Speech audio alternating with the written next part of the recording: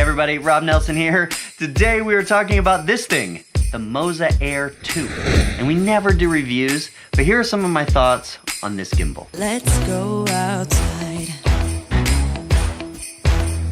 We can hang out on the beach without freezing. Yeah, isn't that amazing? In Christmas times. Okay, balancing. Balancing is pretty easy with the MOZA Air 2, and there are a couple of features that they have to help you with it. First, they very cleverly added this locking switch to stop the camera rolling when setting it up. That allows you to balance the pan and tilt. Another cool thing they've done is put ruler markings on all the arms. This allows you to get the exact measurements once it's balanced, which makes it faster to set up in the future. They also have a neat feature with the base plate, which allows for double connection. It basically just allows for faster setups. You can lock the base plate in place on the gimbal and then slide in a Manfrotto plate into that attachment and lock that. If you need to change a battery or take the camera off for some reason, you can release the camera with the two buttons and then slide it back in. It locks back into the same place it originally was. It's pretty neat. Weight capacity. This gimbal has an impressive payload of 4.2 kilograms, that's 9 pounds, while it only weighs 1.6 kilograms. Now, we shot this using the Canon 5D Mark IV and the Canon 1DX Mark II, so we didn't get to test its full capacity, but what was really cool is that while shooting with different zoom lenses like the 24-70 f2.8 and the 24-105 f4, the gimbal was able to remain balanced when the zoom was fully extended out, which made getting tight and wide shots very simple and easy. Another nice update is the positioning of the roll axis. Some brands have it sitting right behind the LCD screen on the monitor, and if you don't flip that screen out, it does make it hard to see when you're filming. With the MOZA here, they've positioned it at a 45-degree angle, which gives you a clear view of the screen.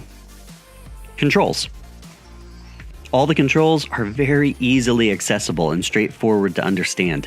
The toggle joystick, wheel dial, and functions buttons are all controlled by your thumb. With the additional cable connections, you can connect the camera to the gimbal interface and control your exposure settings, as well as activate the start-stop video and release the shutter to take stills. The trigger works pretty much the same as with other gimbals. Click and hold to lock on position, double click to center the gimbal, and triple click to activate selfie mode. There's a roller switch that's located on the left of the handle that can be used with the pull focus motor, but since we're shooting with the 5D Mark IV, we just use the camera autofocus and change the setting on the roller switch to control the roll of the gimbal. In addition, the MOZA Air 2 comes with two extra modes, Sport Mode and Inception. When Sport Mode is activated, the yaw axis of the gimbal, that's the one that pans the camera from left to right, becomes a lot more responsive to movement, allowing for quick movements with just the twist of the wrist. This is a great feature to create interesting transitions between clips or adding quick movements to your shots. Inception mode, also a really neat feature. Now this technique clearly comes from the movie Inception, where director Christopher Nolan defies gravity in this amazing scene. When activated, it points your camera either straight up or into flashlight mode. Then, by using the toggle joystick, you can rotate the camera in full 360-degree spins. It's a nice touch, and it adds an additional feature that can be used at the push of a button. Finally, there are a few things about the MOZA Air 2 that do need some consideration. I did find that there were a few times the gimbal couldn't make the extent of the larger movements I wanted, or maybe I just moved a little too quickly for it, causing it to shutter or get thrown off axis, and then try to recenter itself, which throws off the footage. This could be as a result of moving too fast or too haphazardly, so unless you're trying to achieve a specific erratic effect, I don't think it's a hugely problematic factor. Another thing to consider, while it does come with a number of different cables for different camera brands, there wasn't a cable linked to the Canon 5D Mark IV's USB 3 port. Gibbo actually had to purchase that himself on Amazon. Again, not a huge problem, just something worth mentioning. Pricing.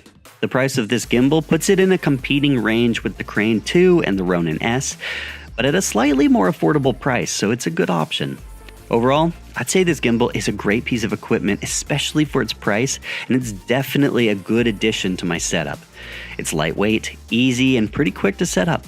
It responds nicely to the camera, and has about 16 hours of battery life. Definitely having something like this in your kit is a no-brainer. So those are some of my thoughts on the MOZA Air 2. By the way, I wanted to give a big shout out to Gibbo here, who's behind the camera, who helped make this whole thing possible. And if you're not already following us on social, I'm leaving links down in the description so you can do that. And finally, if you want to see a video that's a little bit more of a general video about why you would use a gimbal, then check out this video that Jonas did. All right, we'll see you next Tuesday.